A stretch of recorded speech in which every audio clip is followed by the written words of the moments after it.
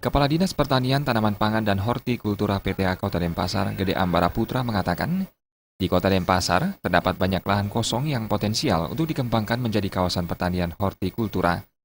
Dengan lahan yang relatif sempit, pemilik lahan bisa mengoptimalkan produktivitas hasil taninya. Didukung aplikasi teknologi pertanian yang ada, lahan kosong juga bisa dikembangkan dengan hasil yang bisa lebih baik dari lahan basah.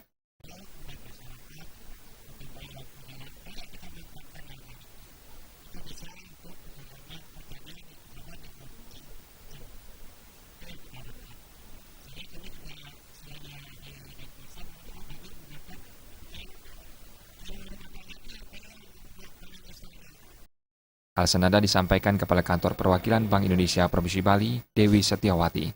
Pemanfaatan lahan kosong akan meningkatkan upaya ketahanan pangan. Terlebih gerakan ini sejalan dengan skala yang lebih kecil melalui gerakan rumah tangga lestari.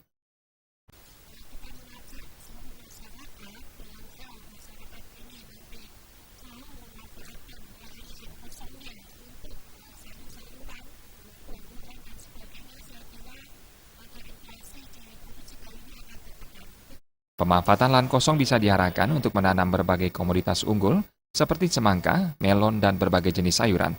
Sementara di lahan yang sempit atau pekarangan, minimal beberapa tanaman hortikultura bisa dihasilkan untuk konsumsi sendiri. Suteja dan Joko Andika, Bali TV.